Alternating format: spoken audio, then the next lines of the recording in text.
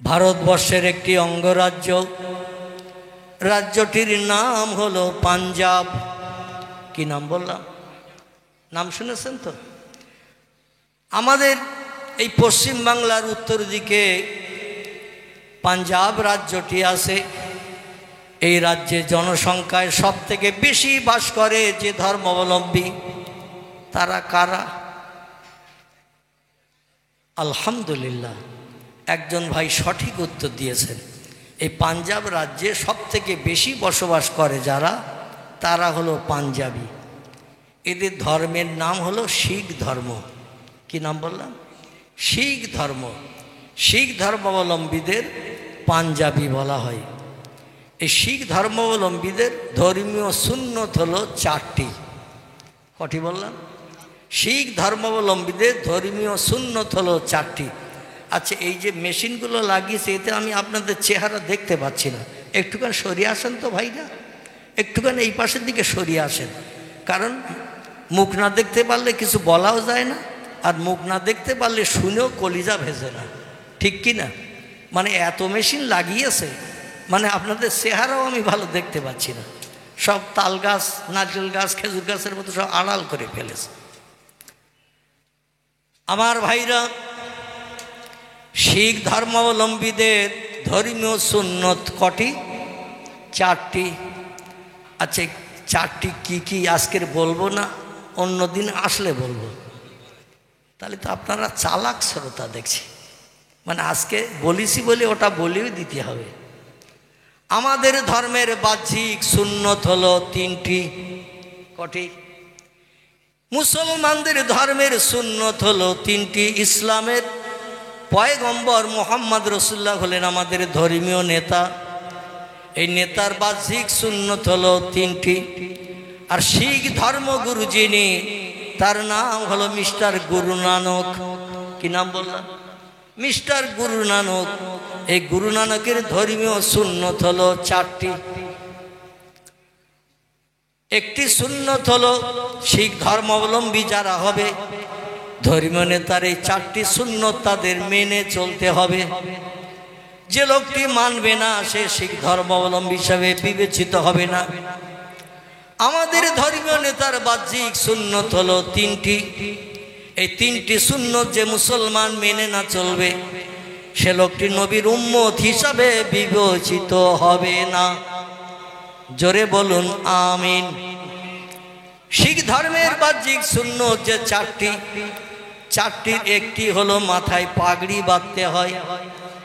ভারতের যত অঙ্গরাজ্য আছে, আর এই পাঞ্জাবি রাজ্যে অঙ্গে রাজ্যেই থাক না কেন, পশ্চিমবাংলায় থাক, বিহারে থাক, উড়িষ্যায় থাক, কর্ণাটকে থাক, দিল্লি থাক, বোম্বাইতে থাক, রাজস্থানে থাক, সুরাটে থাক, মিরাটে থাক, গুজরাটে থাক, মহারাষ্ট্রে থাক, যেখানেই অন্ধ্রপ্রদেশে থাক, যেখানেই শিখেরা থাকে, ওদের ধর্মীয় সুন্নত 4টি মেনে চলে। জোরে বলুন আমিন। কথাটা সত্য বললাম না মিথ্যা বললাম? আমাদের এই পশ্চিম বাংলায় যত শিখ ধর্মাবলম্বী বসবাস করে, এরা একটা কাজ খুব পছন্দ করে চলে, পছন্দ করে। সেই কাজটা হলো গাড়ির ড্রাইভিং করা। কি করা? গাড়ি চালানোর কাজটা শিখেরা পছন্দ করে বেশি। খালাসিগিরি করা, ড্রাইভিং করা পছন্দ করে। যেখানে ওরা বাস করুক, দেখবেন ওদের মাথায় আছে ধর্মগুরু গুরু নানকের সুন্নত। এই সুন্নতটির নাম হলো মাথায় পাগড়ি বাঁধা। আছে না নাই? যেখানেই থাক না কেন, ভারতের যে কোনো অঙ্গরাজ্যে ওরা মাথায় পাগড়ি বেঁধে রাস্তাঘাটে পথে চলে, কোনোদিন মাথার পাগড়ি খোলে না। ওদের 2 নম্বরে সুন্নত হলো মাথার চুলের ভিতরে সব চুলগুলো কেটে সেটে ছোট করে একটা বেনি বিবনি লম্বা করে রাখে। আমাদের মেয়েরা যেমন মাথায় চুল রাখে লম্বা, এই লম্বা চুলকে 3টে ভাগে ভাগ করে বিবনি গাঁথে না। চুল 3টে ভাগে ভাগ না করলে বিবনি হবে না, ও দড়ি পাকানোর মতো হবে। আর 3টে ভাগে ভাগ করলে এর ভিতর দিয়ে ওর ভিতর দিয়ে পাক দিলে বিবনি হয়। হয় না? হয় না? ওই পাগড়ির তলায় ওদের চুলের একটা বিবনি গেঁথে রাখতে হয়। যেখানে থাক না কেন ওদের মাথায় একটা করে বেনি বিবনি আছে। ওদের 3 নম্বরে সুন্নত হলো মুখে দাড়ি রাখা। কি রাখা? শিখেদের মুখে দাড়ি রাখতে হয়। ভারতের যে কোনো অঙ্গরাজ্যে বাস করুক, ওরা মুখে কিন্তু দাড়ি কাটে না, দাড়ি রাখে। কথাটা ঠিক বললাম না ভুল বললাম? ঠিক। 4 নম্বরে সুন্নত হলো 2 হাতে 2টো বালা পরতে হয়। আমাদের মেয়েরা যেমন হাতে চুড়ি পরিধান করে, চুড়ি, ওই রকম শিখেরা 2 হাতে 2টো বালা পরিধান করে থাকে। 100-র ভিতরে 100 জন শিখকে যদি আপনি দেখেন, প্রত্যেকের হাতে কিন্তু একটা করে বালা থাকে। থাকে না? থাকে না? এই জন্য ভারতের মোগল সাম্রাজ্যের শেষ সম্রাট, যার নাম ছিল বাদশাহ ঔরঙ্গজেব। কি নাম বললাম? বুঝতে অসুবিধা হচ্ছে না তো? আমি কিন্তু ওয়াজ এখনো শুরু করিনি, একটু ট্র্যাক্টর দিচ্ছি। কি দিচ্ছি? ট্রাক্টর। একটু জমি চষে নিচ্ছি। ঘাস বাগানে দানা ছড়ালে সারা হবে? ঘাসটা যদি ট্রাক্টর দিয়ে জমি চষে মেরে নেই, সরিষার দানা, পাটের দানা, মুসুরির দানা যাই দেবেন, ট্রাক্টর দিয়ে জমি চষে ঘাস মেরে যদি দানা ছড়ানো হয়, চারা হবে না? হবে না? কথা বলে? চারা হবে। এই জন্য একটু ট্রাক্টর দিচ্ছি। 2-10টা মিনিট একটু ধৈর্য ধরতে হবে, তারপরে ইনশাল্লাহ আমি দানা ছড়িয়ে দেব। এই দানা ছড়িয়ে দিয়ে আমি চলে যাব। আপনারা মাঝে মাঝে একটু সেচ দেবেন, পানি দেবেন। আর মাঝে মাঝে চারার পরিবেশ পরিস্থিতি ভালো না হলে একটু তেল সার দেবেন। দিলে দেখবেন ভালো ফসল হবে। হবে না? হবে না? ভালো ফসল হবে। আপনারা রাজি আছেন তো একটু সেচ দেওয়া, তেল সার দেওয়া? আলহামদুলিল্লাহ। তাহলে আমি এই মাজুর ব্যক্তি, অসুস্থ ব্যক্তি, 3 বছর আমি ওয়াজ নসিহতে যেতে পারিনি। কম বেশি আপনারা ইউটিউবের মাধ্যম দিয়ে এইরকম, এই যে ব্যাটারা এসেছে, এদের এই মোবাইল মেশিনের মাধ্যম দিয়ে ইউটিউবেতে হাজারো ক্যাসেট আমার আছে। তাতে আপনারা আমার চেহারাও দেখে থাকবেন এবং আমার কিছু বক্তব্যও শুনে থাকবেন। আমি 3 বছর কঠিন অসুস্থতার মাঝখানে ছিলাম। আমার 2টো কিডনি ড্যামেজ হয়ে গিয়েছিল এবং সপ্তাহে 3 দিন করে আমার বসিরহাটের বাড়ি থেকে কলকাতায় যেতে হতো ডায়ালিসিস করতে, একদিন বাদে একদিন। এভাবে 2.5 বছর ডায়ালিসিস চলার পর কলকাতায় একটি হসপিটাল আছে, বেসরকারি হসপিটাল, নাম ইংরেজি নাম RN টেগোর, বাংলা নাম হলো রবীন্দ্রনাথ ঠাকুর হসপিটাল। এই হসপিটালের মালিকের নাম দেবী শেঠি। কি নাম বললাম? দেবী শেঠি। এনার হসপিটালে গত 18ই জানুয়ারি আমি অপারেশন হয়েছিলাম। অপারেশন করে আমার 2টো কিডনি ড্যামেজ, পেশাব মোটে হতো না। 24 ঘন্টা 2 থেকে 3 ফোঁটা পেশাব হতো। আর যা পানি খেতাম সব দেহে জমে দিয়ে কলা ব্যাঙের মতো হাত পা মুখ সব ফুলে যেত। এইভাবে 2.5 বছর ডায়ালিসিস করে পানি বার করতে হয়েছে, রক্তগুলো শোধন করে আবার শিরার ভিতর দিয়ে দেহে ঢুকিয়ে দেওয়া হয়েছে।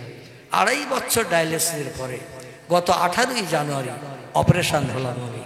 আমার পেটে এই পাঁজরের কাঠির বুক থেকে নিয়ে গুপ্তাঙ্গের গোড়া পর্যন্ত 21টা সেলাই দিতে হয়েছিল। মানে পেট পুরো ফেরিয়ে বার করে একজনের পেট থেকে কিডনি কেটে নিয়ে আমার পেটে আম গাছের কলমের মতো জুড়ে দেওয়া হয়েছে। আম গাছের কলম বোঝেন তো, যেমন একটার সঙ্গে একটা জুড়িয়ে দেয়, ওই রকম জোড়া আছে। যে 2টো ড্যামেজ হয়ে গিয়েছিল ও 2টো রয়েছে, তবে তাতে কোনো কাজ হয় না। এখন ওই একটা কিডনি একজনের কাছ থেকে কিনে নিয়ে পেটে আম গাছের কলম বাঁধা মতো হয়েছে। আচ্ছা, কলম বাঁধলে আম গাছ বাঁচে না মরে? কথা বলে বাঁচে। তাই আল্লাহ আমারে মরণের হাত থেকে বাঁচিয়ে আপনাদের সঙ্গে 4 চক্ষের মিলন ঘটিয়ে দিয়েছেন। আমার ভাই, 3 বছরের মতো আমি অসুস্থ ছিলাম, ঘর সজ্জায় ছিলাম, বাইরে বার হতে পারতাম না। এই মাসখানিকের মতো 2-5টা প্রোগ্রামে আমি বেরিয়েছি। গতকালকে আমার প্রোগ্রাম ছিল ঢলা রামগঙ্গা, তার আগের দিনের প্রোগ্রাম ছিল দক্ষিণ 24 পরগনার নৈনান মাদ্রাসা। তো আজকের এখানে আগামীকাল আবার একটা প্রোগ্রাম আছে, আগামী 17 তারিখে আবার আসামে প্রোগ্রাম আছে, 27 তারিখ ইংরেজি। তো যাই হোক, অধিকার বলতে চাচ্ছি না। এখন আল্লাহ যদি রোগ থেকে মুক্তি না দিতেন, আপনাদের সঙ্গে 4 চক্ষের মিলনের সুযোগ হতো না। দিন শরীরের 2টো কথা এইরকম আম বাগানে বসে আপনাদের বলারও সুযোগ হতো না। রাখে আল্লাহ, মারে কে? মারে আল্লাহ, রাখে কে? আল্লাহ হায়াত আবার ফিরিয়ে দিয়েছেন। তাই দুটো চারটে কথা বলতে এসেছি, বেশি কষ্ট আপনাদের দেব না। তবে যেটা আমি বলতে চাচ্ছিলাম সেটি হলো এই, ভারত সম্রাট, মোগল সম্রাটের শেষ বাদশাহ, তার নাম ছিল বাদশাহ ঔরঙ্গজেব। কি নাম বললাম? ঔরঙ্গজেব। এনার সঙ্গে যুদ্ধ হয়েছিল পাঞ্জাব সম্রাট, শিখ সম্রাট তরু সিং এর সঙ্গে। কার সঙ্গে? তরু সিং তার নাম ছিল, পাঞ্জাবের রাজা। আর দিল্লির পার্লামেন্টের সম্রাট ছিল বাদশাহ ঔরঙ্গজেব, মোগল সম্রাট বাদশাহ। দুইজনের সঙ্গে যুদ্ধ হয়েছিল। যুদ্ধে আল্লাহ পাক বাদশাহ ঔরঙ্গজেবকে জয়ের পতাকা উড়িয়ে দিয়ে পাঞ্জাব দখল করার সুযোগ করে দিয়েছিলেন। জোরে বলুন সুবহানাল্লাহ। কারণ ইসলামিক ইতিহাসে এসেছে, বইটির নাম হলো দ্য ওল্ড ইন্ডিয়ান হিস্ট্রি। কি নাম বললাম? The old Indian history. Bangla নাম হলো ভারতের পুরনো ইতিহাস, ভারতের পুরানো ইতিহাস। লেখকের নাম ডক্টর পি হিউট। কি নাম বললাম? বইটি লিখেছেন যিনি ইংরেজ সাহিত্যিক, বাংলা ভাষাটা জানতো না, তারই মাতৃভাষা ছিল ইংরেজি, তা ইংরেজিতে বইটি লিখেছেন। বইটির নাম দিয়েছেন দ্য ওল্ড ইন্ডিয়ান হিস্ট্রি, লেখকের নাম ডক্টর পি হিউট। আমি সেই বই থেকে তথ্য দিচ্ছি আপনাদের কাছে। যুদ্ধ হয়ে গেল, যুদ্ধের বাদশাহ ঔরঙ্গজেব জয়লাভ করলেন, তরু সিং হেরে গেল। আগের যুগে যুদ্ধে যারা হেরে যেত তারা বন্দী হয়ে, যারা জয়লাভ করত তাদের হাতে বন্দী হয়ে এসে হাজির হতো। কথাটা ঠিক না ভুল? আমার সঙ্গে মোকাবেলা করেছো, যুদ্ধ করেছো, সরাসরি আমার কাছে তুমি পরাজয় স্বীকার করো নাই, এই জন্য সৈন্য সামন্ত দিয়ে তোমার সঙ্গে মোকাবেলা করতে হয়েছে। আর যুদ্ধের মাধ্যম দিয়ে তুমি পরাজয় বরণ করেছো। তুমি এখন আমার কাছে আসামি। আসামি যারা হতো তাদের হাতে হ্যান্ডকাফ দিয়ে, গরু ছাগলের মতো গলায় দড়ি দিয়ে ও মাঝে মাঝে টেনে যিনি জয়লাভ করতেন তার কাছে নিয়ে আসা হতো। খুব সংক্ষেপ করে তত্ত্বটা দিই যাতে শিখ সম্রাটের চারটি সুন্নাত বুঝতে সুবিধা হয়। মনে আছে তো আগের কথাটা? আছে তো নাকি? আছে। আমার ভাইরা, দিল্লির সম্রাট বাদশাহ ঔরঙ্গজেবের সামনে শিখ সম্রাট তরু সিংকে আনা হয়েছে। আনার পরে বলল, এ তরু সিং, তুমি তো পরাজয় বরণ করেছো, হার স্বীকার করেছো, আমার কাছে আসামি সাব্যস্ত হয়েছো। এখন আমি যেটা করব তোমার জন্য তুমি সেটা মেনে নেবে না নেবে না? তরু সিং বলল, আপনি বিজয়ী, আমি পরাজয়ী, এই জন্য আপনি আমার জন্য যে হুকুম করবেন, যে ব্যবস্থা করবেন, আমার বাধ্য হয়ে মেনে নিতে হবে। কারণ আমার সৈন্যরা হার মেনে তারা চলে গেছে, পালিয়ে গেছে, কিছু কিছু ব্যক্তির প্রাণনাশক হয়ে গেছে, সৈন্যরা সব পরাজয় বরণ করেছে। আপনার সৈন্যরা বীর বিক্রমে যুদ্ধ করে জয়লাভের পতাকা উড়িয়ে আমার দেশটা দখল করে নিয়ে নিয়েছে। আপনিও পাঞ্জাবের মালিক বর্তমান হয়ে গেছেন। জোরে বলুন সুবহানাল্লাহ। ভারতবর্ষ বিশাল দেশ ছিল পূর্বে, আফগানিস্তান থেকে শুরু করে পশ্চিমে আফগানিস্তান, আমার ভাইরা, এভাবে পূর্ব দিকে একেবারে বাংলাদেশের ওই ঢাকা থেকে শুরু করে, কুমিল্লা থেকে শুরু করে, সিলেট থেকে শুরু করে, চিটাগাং, চট্টগ্রাম, কক্সবাজার, রাঙামাটি থেকে শুরু করে বান্দরবন পর্যন্ত বিশাল এরিয়ার ভারতবর্ষ। পশ্চিম থেকে পূর্ব, উত্তরে ছিল হিমালয় পাহাড় পর্যন্ত, দক্ষিণে ছিল শ্রীলঙ্কা পর্যন্ত। সাগরের মাঝে একটি বড় দ্বীপ, এই দ্বীপটির নাম ছিল সিংহল, পরবর্তীতে নামকরণ করা হয়েছে শ্রীলঙ্কা, ওটাও ভারতের আন্ডারে ছিল। কিছুদিন মোগল সাম্রাজ্যের রাজত্ব শেষ হয়ে যাওয়ার পরে পরবর্তী বাদশা যারা এসেছে, বিভিন্ন রাজ্যে বিদ্রোহ শুরু হওয়ার কারণে সব রাজ্যগুলো আস্তে আস্তে ভারত সরকারের হাত থেকে হস্তচ্যুত হয়ে গেছে।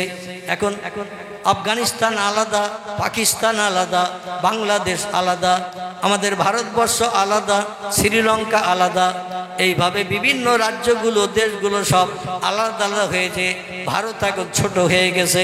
পূর্বে বিশাল এরিয়ার ভারতবর্ষ ছিল। জোরে বলুন সুবহানাল্লাহ।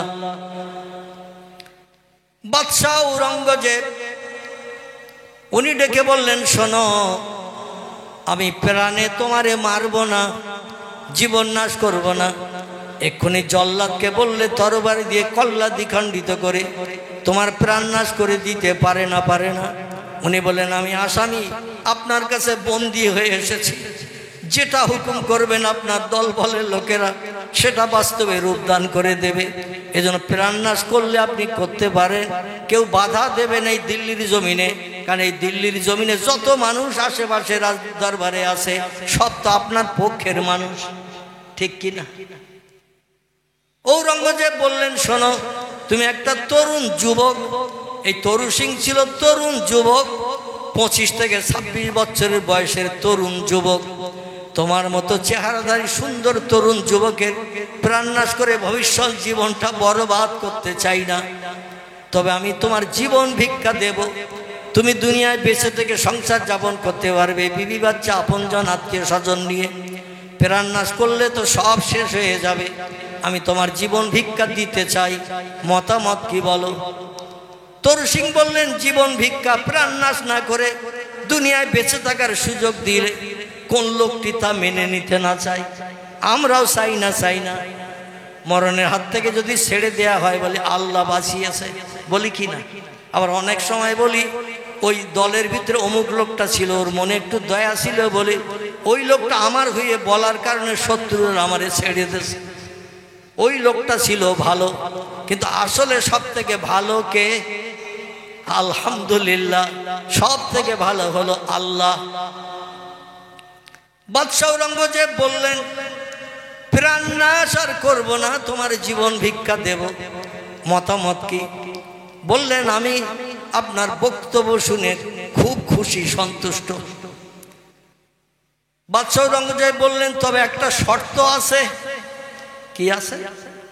জীবন ভিক্ষা দিতে চাই, প্রাণে মারব না, বিবি বাচ্চা আপনজন নিয়ে সংসার যাপন করতে পারবেন বৃদ্ধ বয়স পর্যন্ত। তবে জীবন ভিক্ষার বিনিময়ে আমার একটা শর্ত আছে। শর্তটা যদি বাস্তব জীবনে রূপদান করে তুমি নিয়ে আমার শর্তটা যদি তুমি মান্যতা দাও, তাহলে আমি তোমার প্রাণ ভিক্ষা দিয়ে ছেড়ে দেব, তোমার প্রাণে মারব না। বাদশাহ ঔরঙ্গজেব বললেন তোমার মতামত কি? তরু সিং বললেন শর্তটা কি একটু বলুন, শুনে দেখি, যদি মানার মতো হয় তাহলে মেনে নেব, আর মানার মতো যদি না হয় আমার পক্ষে শর্ত মেনে জীবন ভিক্ষা নিয়ে বেঁচে পাঞ্জাবের জমিনে চলে যাও আমার পক্ষে সম্ভব নয়। বাদশাহ ঔরঙ্গজেব বললেন শর্তটা হলো এই, তুমি বেটা ছেলে না মেয়ে ছেলে? তরু সিংকে জিজ্ঞাসা করা হচ্ছে, এ তরু সিং তুমি পুরুষ না নারী? তরু সিং বলছেন নাম শুনে কি বুঝতে পারছেন না আমি পুরুষ কি নারী? আমাদের ভারতবর্ষের জমিনে একজন কবির নাম ছিল বিশ্বকবি রবীন্দ্রনাথ ঠাকুর, নাম শুনেছেন? বইয়ের পৃষ্ঠায় চেহারা দেখেছে? আমার নবীর দুটি সুন্নত, আমাদের নবীর বাহ্যিক সুন্নত কটি বললাম? 3টি। তরু সিংয়ের সুন্নত কটি? 4টি। আলহামদুলিল্লাহ। এরকম একটু কথার উত্তর দিলে বুঝবো আপনারা ঘুমোচ্ছেন না, আর যদি উত্তর না পাই তাহলে বুঝবো আমার এখন উলবনে মুক্ত ছড়াতে হচ্ছে। সব ঘুমিয়ে পড়েছে আর আমি একাই শুধু বকতেছি। আমার ভাইরা, প্রিয় নবী মুহাম্মদ রাসূলুল্লাহর বাহ্যিক সুন্নত হলো 3টি। আচ্ছা সুন্নত কটা একটু বলে নেই, তাহলে আপনাদের বুঝতে সুবিধা হবে। একটি সুন্নতের নাম হলো মাথার টুপি। কি নাম বললাম? মাথার টুপি। 2 নম্বর হলো বাহ্যিক সুন্নত নবীজির মুখের দাড়ি। 3 নম্বর নবীজির বাহ্যিক সুন্নত হলো হাঁটুর নিচে লম্বা জামা। কোন ব্যক্তি যদি এই 3টে সুন্নত বাস্তবে রূপদান করে গোপালপুরের বাজার, কেদুয়ার বাজার, হাড়োয়ার বাজারে যদি যায়, যে কোনো হিন্দু, জৈন, শিখ, বৌদ্ধ, চৈতন্য, ইহুদি, খ্রিস্টান, কোল, ভিল, নাগা, খাসা, মুন্ডা, আর্য, অনার্য, আদিবাসী, সাঁওতালি, যে কোনো ধর্মাবলম্বীকে যদি একটা টুপিওয়ালা, দাড়িওয়ালা, লম্বা জামাওয়ালা লোক দেখিয়ে বলা হয় এই লোকটা কোন ধর্মাবলম্বী, যে কোনো ধর্মাবলম্বী আমার মাথার টুপি, মুখের দাড়ি, গায়ের হাঁটুর নিচে লম্বা জামা দেখলে আমার পরিচয়টা কি দেবে একটু বলুন? কি বলবে? আলহামদুলিল্লাহ। নাম জিজ্ঞাসা করবে না, ভাই তোমার নামটা কি বলো, তারপরে তোমার পরিচয় দেব তুমি কোন ধর্মাবলম্বী।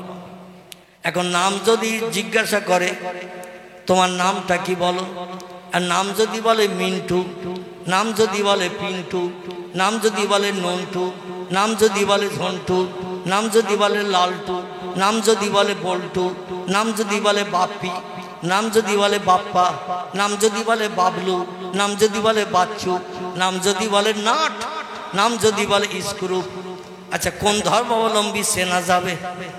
কথা বলে। নাম বলেছে নন্টু, মিন্টু, পিন্টু, নন্টু, ঝন্টু, বাপি, বাপ্পা, বাবলু, বাচ্চু, ডবলু, বুলু, নাট, স্ক্রুপ। এখন এরকম নাম বেরিয়েছে না বেরিয়ে? বন্ধু বন্ধুর কাছে দৌড়িয়ে গেছে চার দোকানে, যে বলছে একটা শুভ সংবাদ। বলে কি খবর বল? বলছে আল্লাহ একটা পুত্র সন্তান দিয়েছে আমার স্ত্রী গর্ভ থেকে, আমি সন্তানের বাপ হয়েছি। বলে তাহলে রসগোল্লা খেতে দে। মেয়ে হলে বুট ভাজার কথা বলতাম, আমাদের যে মেয়ে হলে কেউ আর ভালো জিনিসের দাবি করে না। ঠিক বললাম না ভুল বললাম? কিন্তু ছেলের খবর শুনলে বলে রসগোল্লা দে। আল্লাহর নবী বলেন যে ঘরে কন্যা সন্তান জন্মগ্রহণ করে ওই ঘরে আল্লাহর রহমতের দুজন ফেরেশতা হাজির হয়। জোরে বলা যাবে না সুবহানাল্লাহ? যে ঘরে একটা কন্যা সন্তান জন্মগ্রহণ করে, তিরমিজি শরীফের হাদিস, নবী বলছেন কন্যা সন্তান জন্মগ্রহণের কারণে আল্লাহর দুইজন রহমতের ফেরেশতা ওই ঘরে নাজিল হয়। ওই ঘরে আল্লাহ সংসারে বরকত দেন, রহমত দেন, আয় উন্নতিতে আল্লাহ বেশি বেশি লাভবান করে দেন। জোরে বলুন সুবহানাল্লাহ। যত হাদিসের কিতাব আছে, কারবা নাম বুখারী, কারবা নাম মুসলিম, কারবা নাম তিরমিজি, কারবা নাম আবু দাউদ, কারবা নাম ইবনে মাজাহ, কারবা নাম নাসাই, কারবা নাম দারমি, কারবা নাম দারকুতনি, কারবা নাম বাইহাকি, কারবা নাম তিবরানি, কারবা নাম মুওয়াত্তা মালিক, কারবা নাম মিশকাতুল মাসাবি, কারবা নাম ইবনে হাব্বান, কারবা নাম আল হাকিম, কারবা নাম আল মুস্তাদরাক, কারবা নাম তারগিব। এগুলো সব হাদিসের কিতাবের নাম। ভরা আছে পয়গম্বরের জবানি, কিছু কম বেশি 3.5 লক্ষের মতো। চিল্লায়ে বলা যাবে কি একটু সুবহানাল্লাহ? নারায়ে তাকবীর। এই 3.5 লক্ষের মতো হাদিস পয়গম্বরের জবানি বিভিন্ন লেখকেরা কিতাবের নাম দিয়ে দিয়ে নবীজির জবানিগুলো লিপিবদ্ধ করেছেন। বুখারী, মুসলিম, তিরমিজি, আবু দাউদ, ইবনে মাজাহ, নাসাই, দারমি, দারকুতনি, বাইহাকি, তিবরানি, মুওয়াত্তা মালিক, মিশকাতুল মাসাবি, ইবনে হাব্বান, আল হাকিম, আল মুস্তাদরাক, আত তারগিব। এইভাবে যত হাদিসের কিতাব আছে, কোন হাদিসের কিতাবে কোন লেখক কথা লেখেনি যে কোন ঘরে যদি একটা পুত্র সন্তান জন্ম হয় আল্লাহ রহমতের ফেরেশতা একটা এসে হাজির হয়। এরকম কথা কোন হাদিসে লেখা নাই। পুত্র সন্তান জন্ম নিলে কোন রহমতের ফেরেশতা আসে না, কিন্তু কন্যা সন্তান জন্ম নিলে আল্লাহ দুজন রহমতের ফেরেশতা পাঠায় ওই সংসারে যাতে দুঃখ কষ্ট আগামীতে আর না আসে। কিন্তু আমাদের দেশে যদি কোনো ঘরে মেয়ে সন্তান জন্ম নেয় আর ওই মেয়ের বাপ যে ওর মুখটা হাসি ফোটে না, মুখ হাঁড়ির তলা মতো হয়। কথা বলে, মুখটা হয় হাঁড়ির তলা। হাঁড়ির তলা লাল না সবুজ? কথা বলে, হাড়ির তলা যেমন কালো, মেয়ের বাপের মুখটা হয়ে যায় ওই রকম কালো। আর পরস্পর আল্লাহ যদি 3 থেকে 4টে কন্যা সন্তান কোনো ঘরে দেয়, স্বামীর কাছে খবর যেই যায়, তোর আগে মেয়ে ছিল কটা? বলে 3টে, হ্যাট্রিক করেছি। ছেলের আশা আর একটা নিছি, আল্লাহ হয়তো এবার 4 নম্বরে ছেলে দেবে।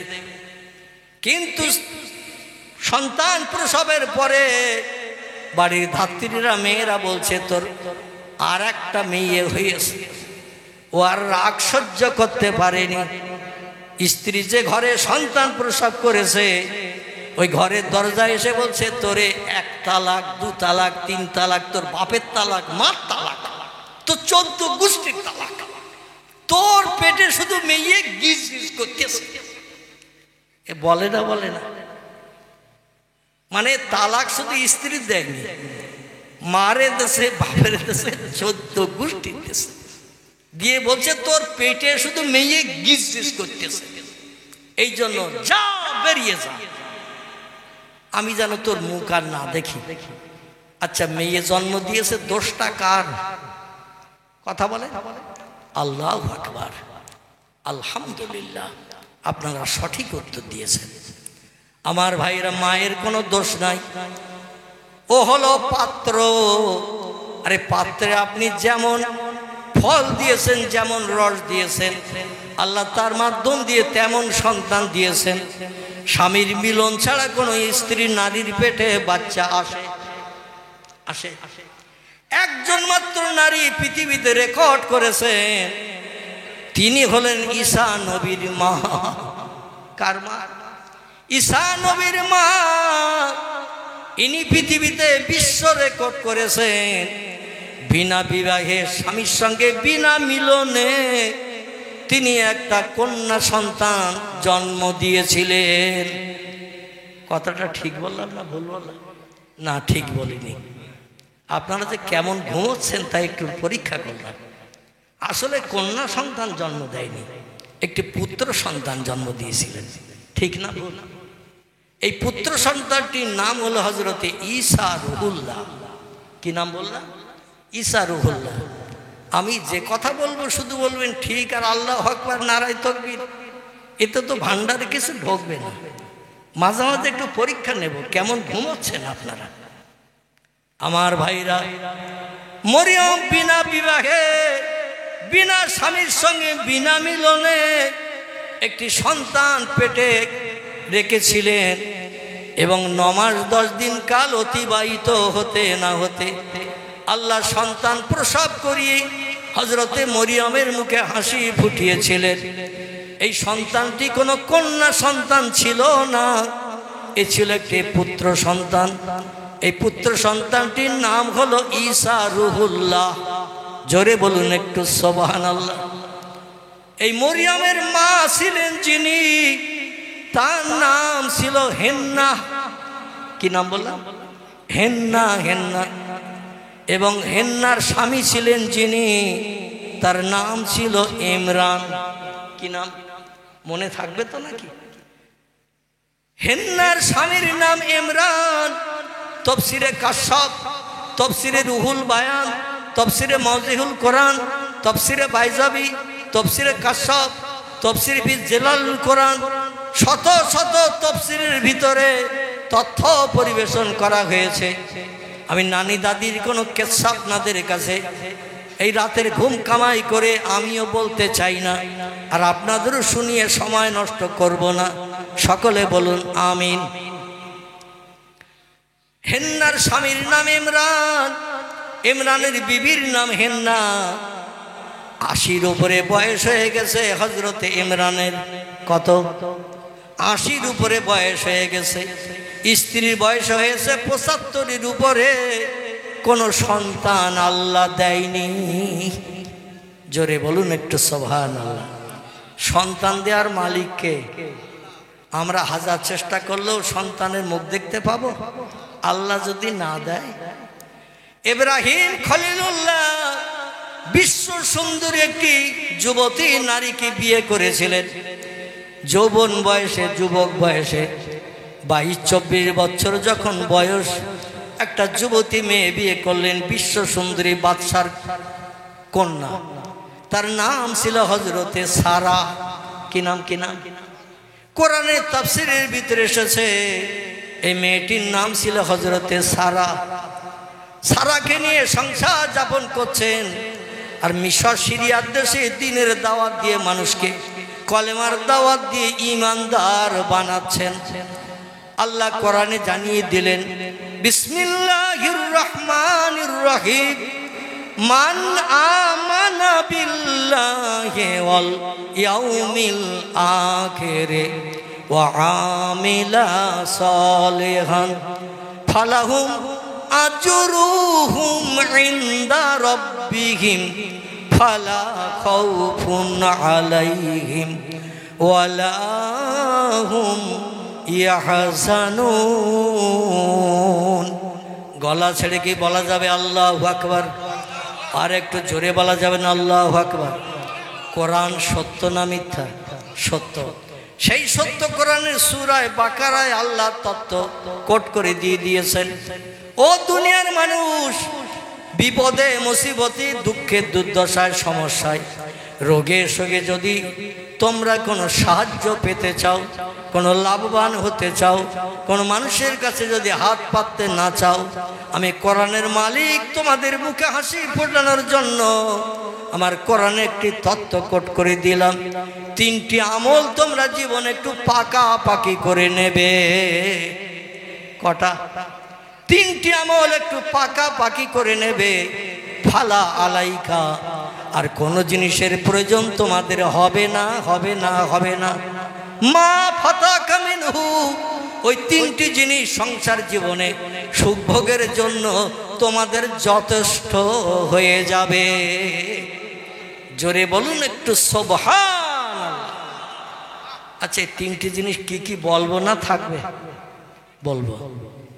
আল্লাহ প্রথমে বললেন মান আমানা বিল্লাহ, আমি যে তোমাদের প্রভু, আমি যে তোমাদের স্রষ্টা, আমারে কোনোদিন দেখতে পাবে না, তাই বলে যেন কোনোদিন জবান দিয়ে প্রকাশ করো না, এই ধারণা করো না। যারে চোখে দেখি তারে বিশ্বাস করি, যারে চোখে দেখি না সেটা বিশ্বাস করি না, মানি না। আল্লাহরে কেউ দেখতে পায় না, যন্ত্রপাতি মেশিনও বলে দিতে পারে না। অতএব আল্লাহ নাই এমনটা যেন কোনোদিন তোমরা বলো না। আল্লাহ আছে না নাই? আছে। এখন আল্লাহ যদি থাকে তাহলে যন্ত্র মেশিন জিনিসপত্র দিয়ে তো আল্লাহরে দেখা যাওয়া উচিত, কিন্তু আল্লাহরে আমরা কেউ দেখতে পেয়েছি? পাইনি। তাহলে দেখতে পাইনি আমরা বিশ্বাস করি না, করি না। আল্লাহ বলছেন আমারে দেখতে পাবে না, তো পৃথিবীর প্রাকৃতিক সৌন্দর্য দৃশ্য দেখো। কুল সিরু ফিল আরদ ফানজুর কাইফা কানা আকিবা। জোরে বলুন আল্লাহু আকবার। ও বান্দা, আমারে দেখতে পাও না তাই বলে ধারণা করিও না আমি নাই। তোমার আমার জমিনে একটু ঘর থেকে বেরিয়ে যে একটু আমার জমিনে ঘোরো, সাইর করো, ভ্রমণ করো, বেড়াও, পৃথিবীতে একটু ঘুরে বেড়াও। পৃথিবীতে ঘুরে বেড়ালে আমি যে তোমাদের চোখ দিয়েছি, চোখ, এই চোখ দিয়ে একটু দুনিয়ার দৃশ্য দেখো, আমি আসি কি না তোমার মনই বলে দেবে, তোমার ব্রেন বলে দেবে, মগজ বলে দেবে। এই সব সৌন্দর্য যা কিছু চোখে দেখছি একজনের মালিক না থাকলে হতে পারে না। এই জন্য আল্লাহ বলছেন কুল সিরু ফিল আরদ। ঘরের বারান্দায় বসে থাকলে, রান্নাঘরের কোণে বসে থাকলে আমার পরিচয় পাবে না। আমার পরিচয় নিতে গেলে একটু বাইরে বেরোতে হবে। দুনিয়ার জমিনে একটু ঘুরে বেড়াও, পাহাড়গুলো দেখো, সাগরগুলো দেখো, বড় বড় গাছপালাগুলো দেখো, আমার নিদর্শনগুলো দেখো। এই নিদর্শন এমনি এমনি হয় না, এগুলো আমার হুকুমে তৈরি হয়েছে। জোরে বলুন সুবহান। আমার ভাইরা, আল্লাহ বলছেন আমারে দেখতে পাও না বলে মনে করিও না আমি নাই।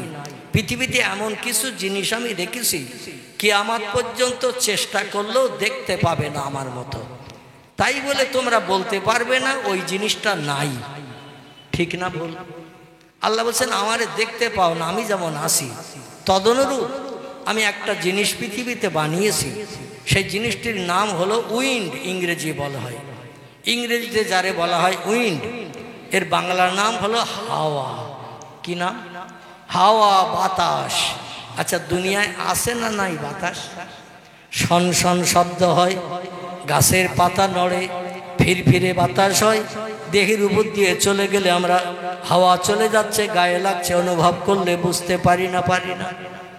ভবানীপুরের মুসলমান ভাইদের কাছে যদি জিজ্ঞাসাবাদ করি হাওয়ার রংটা কেমন বলুন, হাওয়া দেখতে কেমন, লাল না সবুজ, নীল না হলুদ, বাদামি না গোলাপি, কালো না সাদা, হাওয়ার রংটা কেমন বলুন?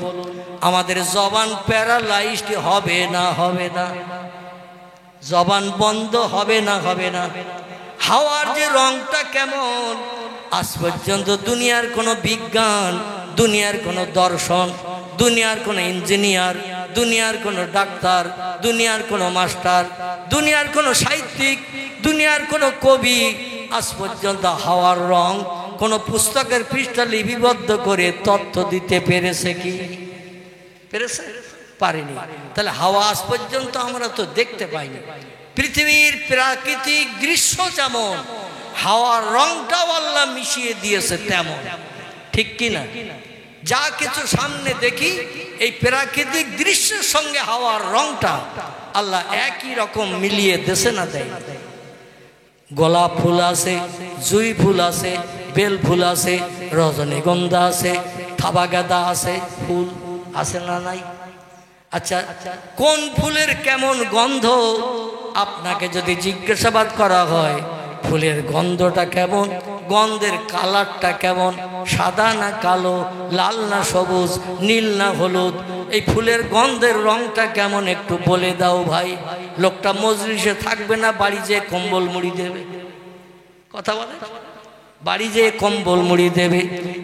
ফুলের গন্ধ কেমন জানতে গেলে আগে নাকের কাছে ধরতে হবে, ঠিক কিনা? এক একটা ফুলের এক এক রকম সৌরভ, এক এক রকম গন্ধ আসে না নাই? বেল ফুলের গন্ধ আলাদা, জুঁই ফুলের গন্ধ আলাদা, থাবা গাঁদার গন্ধ আলাদা, গোলাপ ফুলের গন্ধ আলাদা, রজনীগন্ধার আলাদা, ঠিক কিনা? যত সময় নাকে ধরছি তত সময় অনুভব করতে পারছি না। আবার এর কালারটা, রংটা কেমন, গন্ধের রং কিয়ামত পর্যন্ত চেষ্টা করলেও কি দেখা যাবে? আল্লাহ বলেন ওই রকম আমারে তোমরা দেখতে পাবে না। তাই পৃথিবীর নিদর্শনগুলো দেখে আমি আল্লাহ যে আসি এটা তোমাদের বিশ্বাস করতে হবে। এরই নাম হলো মান আমানা বিল্লাহ। জোরে বলুন একটু সুবহানাল্লাহ।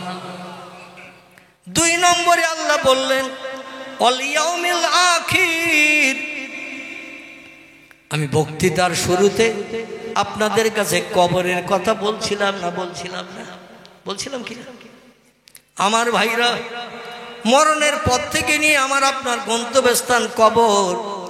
আবার কবরে ততদিন পর্যন্ত থাকতে হবে এজা তাকুমো সাত, যতদিন না পর্যন্ত পশ্চিম দিকে সূর্য উদয় হয়ে পূর্ব দিকে অস্তমিত হতে না যাবে, ততদিন পর্যন্ত এই দুনিয়া ধ্বংস হবে না।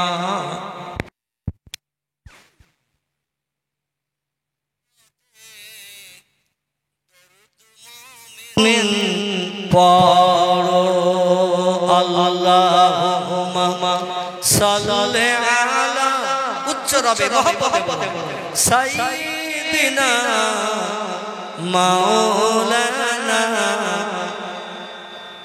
ওয়া আলা আলি সাইয়্যিদিনা। আমার প্রাণের মদিনা, আমার প্রাণের মদিনা, আমার সোনার মদিনা, সব ভুলিব কিন্তু তোমায় ভুলতে পারি না। আল্লাহুম্মা সাল্লি আলা সাইয়্যিদিনা মাওলানা ওয়া আলা আলি সাইয়্যিদিনা মাওলানা মুহাম্মদ। আল্লাহ 2 নম্বরে বললেন আমার এই প্রথম নম্বরের দায়িত্ব হলো না দেখে আমি স্রষ্টা মালিক আছে বিশ্বাস করতে হবে। ও বান্দারা, 2 নম্বরের দায়িত্ব হলো অল ইয়াউমিল আখির। সচল নয়, অচল। কথাবার্তা বলতে পারছে না, হাত পা নাড়তে পারছে না, চোখের মিটকি মারছে না, নাকের কাছে হাত দিয়ে দেখা যাচ্ছে শ্বাস নিঃশ্বাসও বলছে না। তখনই তারে মরা বলে না? বলে না? মরা বলে। তখনই বলে আপনজনের খবর দে, ইমাম সাহেবের খবর দে, আর গোপালপুর বাজারে যেয়ে কাপড়ের কাপড় আন, আর কে গোসল করাবে তারে ডাক, এ বলবে না বলবে না? 2-1 ঘন্টার ভিতরে তার গোসল হবে, কাপড় পরানো হবে, মসজিদের ইমামকে ডাকা হবে, হুজুর জানাজাটা পড়িয়ে দেন। কারণ মারা গেছে, যত বেশি সময় রাখবো কলাবাগের মতন ফুলে মোটা হবে, বেশি সময় রাখলে পচে দুর্গন্ধ হবে, ঘরে টেকা যাবে না। আচ্ছা, স্বামী স্ত্রীর ভিতরে মহব্বত আছে না নাই? স্বামী স্ত্রীর ভিতরে মহব্বত আছে। হুন্না লেবাসুল্লাকুম ওয়া আনতুম লেবাসুল্লাহুন্না। আল্লাহ কোরআনে বলছেন, নারীর গায়ের পোশাক বানিয়েছে আমি পুরুষকে, আর পুরুষের গায়ের পোশাক বানিয়েছে আমি নারী জাতিকে। পোশাক ছাড়া কোনো মানুষ গোপালপুরের বাজারে যেতে পারবে? পোশাক না পরে যদি বলা হয় এবার উলঙ্গ যাবে কেউ যাবে না। কিন্তু যদি গায়ে পোশাক পরানো হয়, যে কোনো নারী যে কোনো পুরুষ যেখানে যেতে বলবেন যেতে সে আপত্তি করবে না। কারণ মান সম্মান ইজ্জত রক্ষা করে এই পোশাক। আল্লাহ বলেন নারীর গায়ের পোশাক হলো পুরুষ, আর পুরুষের গায়ের পোশাক হলো নারী। ও খলাকনাকুম আজওয়াজা, এবং এই নারী পুরুষকে আমি জোড়া করে পৃথিবীতে বানিয়েছি। কি করে? আল্লাহ বলছেন জোড়া করে বানিয়েছি, একে অপরের বিপদে মুসিবতে দুঃখে দুর্দশায় পাশে দাঁড়িয়ে সাহায্য করবে। এই জন্য আমি আদমকে কাদামাটি দিয়ে বানিয়েছি, আর মা হাওয়াকে কিন্তু আলাদা কাদামাটি দিয়ে বানাই নাই। আল্লাহ পাক কোরআনে বলছেন, হুয়াল্লাযী আনশাআকুম মিন নাফসিন ওয়াহিদাতিন ফামুস্তাকাররুন ওয়া মুস্তাদা। জোরে বলুন একটু আল্লাহু আকবার। আল্লাহ বলছেন পৃথিবীর সমস্ত মানুষকে আমি একজন ব্যক্তির মাধ্যম দিয়ে তাম পৃথিবীর সমস্ত মানুষকে আমি বানিয়েছি। জোরে বলুন একটু সুবহানাল্লাহ। এখন আপনাদের কাছে যদি জিজ্ঞাসাবাদ করি, দুনিয়ার এই মানুষ কজনের মাধ্যম দিয়ে তৈরি হয়েছে, উত্তরটা কি দেবেন? কথা বলতে হবে। আর যদি বলেন হুজুর রমজান মাস চলছে, আমরা ইতিকাফের নিয়ত করে আসি, তাহলে আমার একাই বকতে হবে। এখন এ মাসটা কি রমজান চলছে? কথা বলে। এই মাসটির আরবি নাম হলো জমাদিউল আউয়াল। কি নাম বললাম? জমাদিউল আউয়াল। এর পরের মাসের নাম হলো জমাদিউল সানি।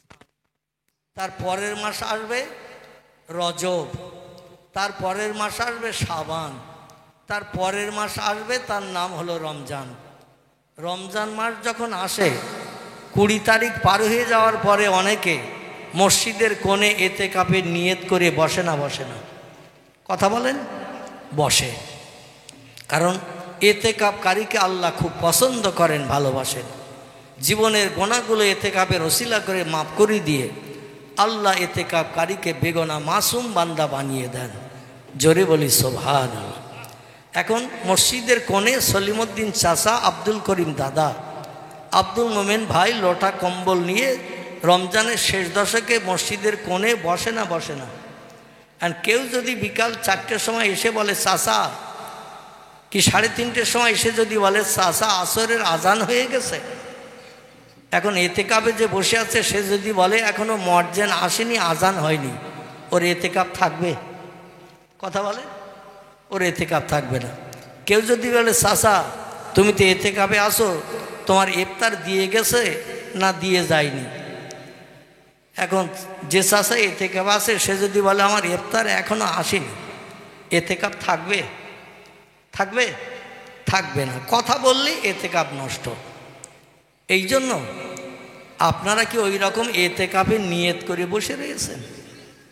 তাহলে আমার কথার একটু প্রত্যুত্তর দেবেন, তাহলে আমার কিছু দিতে সুবিধা হবে, আপনাদের নিতে সুবিধা হবে। জোরে বলুন একটু আমিন। আর কোরআন হাদিসের মজলিসে বক্তা শ্রোতা কথা বললে জজবা তৈরি হয়, আর যে মজলিস বক্তা শ্রোতার কথার বিনিময় হয় না, আল্লাহু আকবার, সুবহানাল্লাহ, আলহামদুলিল্লাহ, এটা যে মজলিসে বলে না, সে মজলিসটা শুকনো মজলিস। কি মজলিস? শুকনো মজলিস। কারণ এটা হলো আল্লাহর নামের জপ জিকিরের মজলিস। নবীর মহব্বতে দরুদ শরীফ পড়ার মজলিস, ঠিক কি না? যেখানে তাস খেলা হয় সেখানে কি 3 বার দরুদ শরীফ পড়ে খেলা শুরু করে? যেখানে ফুটবল খেলা হয় কলেমা শরীফ 11 বার পড়ে ফুটবল খেলা শুরু হয়?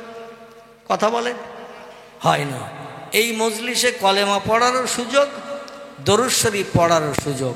জোরে বলুন একটু সুবহানাল্লাহ। নারায়ে তাকবীর, নারায়ে তাকবীর। এই বাচ্চা যারা আসো যে কটা, তোমরা একটু জোরে আওয়াজ দেবে বাপ, কারণ তোমাদের এখনো প্রেস্টিজ হয়নি। যখন 30-35 বছর বয়স হয়ে যাবে, চাচা দাদার মতো চুপ করে বসে থাকবে। যত সময় বড় না হচ্ছ তত সময় তোমরা একটু আওয়াজ তোলো। তোমাদের আওয়াজে চাচা দাদার প্রেস্টিজ দূর হয়ে যাক। আল্লাহর নামের আওয়াজ দিতে কার কার আপত্তি আছে একটু হাত তোলেন তো দেখি। আল্লাহর নামের আওয়াজ দিতে, আল্লাহু আকবার বলতে আপত্তি কার কার আছে? মানে মামার জয়ে জয়ের গান গাইলে হবে না, আমার কথাটা শুনতে হবে, বুঝতে হবে, তারপরে হাত তুলতে হবে। আমি বললাম আল্লাহর নামের আওয়াজ দিতে কার কার আপত্তি আছে? আমার বাবাজি বসে আছে এখানে, মন রয়েছে বাড়ির হাঁড়িতে। ঠিক বললাম না ভুল বললাম?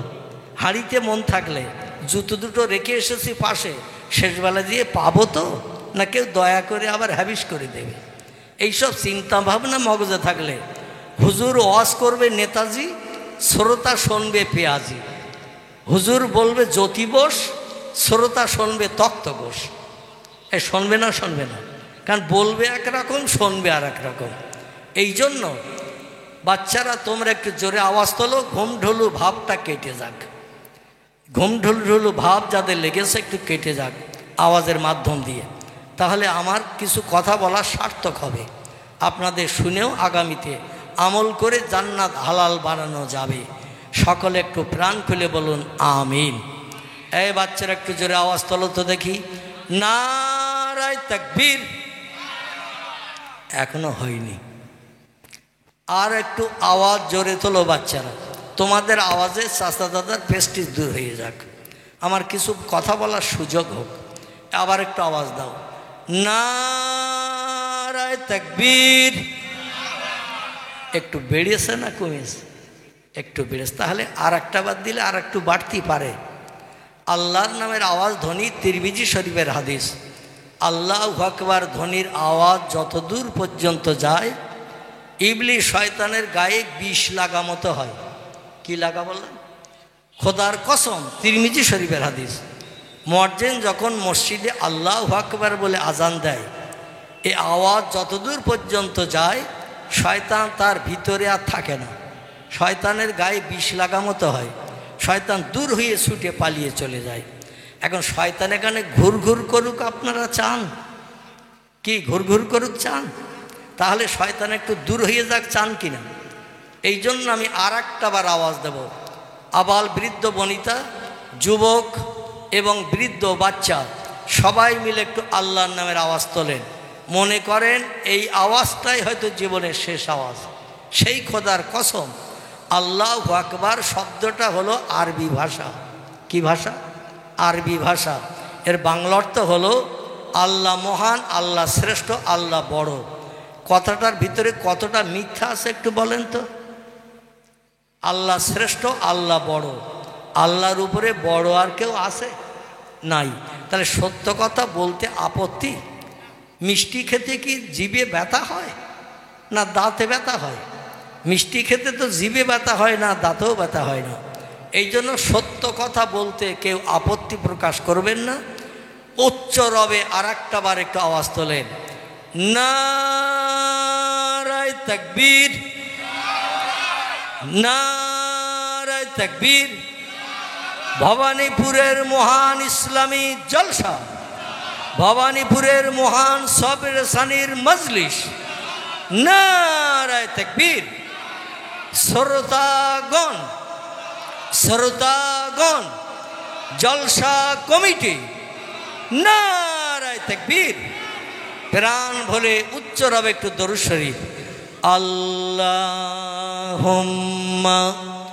সাল্লি আলা সাইয়্যিদিনা মাওলানা মুহাম্মদ ওয়ালা আলে সাইয়্যিদিনা মাওলানা। ইউসুফকে দেখে জুলাইখা পাগল, ইউসুফকে দেখে জুলাইখা পাগল, রাসূলকে দেখে খাদিজা, সেই আশেকে মুসলিম পাগল, দরুদ পড়ো মুস্তাফা আল্লাহুম্মা সাল্লি আলা সাইয়্যিদিনা মাওলানা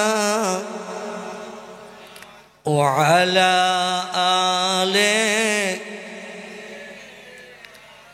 মাওলানা। কাজ করিতে গেলেন নবী, কাজ করিতে গেলেন নবী, মা খাদিজার বাসায়, রসুল প্রেমে মুগ্ধা হলেন, পরকালের আশায়। আল্লাহুম্মা সাল্লি আলা সাইয়্যিদিনা মাওলানা ওয়া আলা আলে সাইয়্যিদিনা মাওলানা। নবীর মহব্বতে দরুদ শরীফ পড়লে লাভ না লস? জোরে বলে লাভ।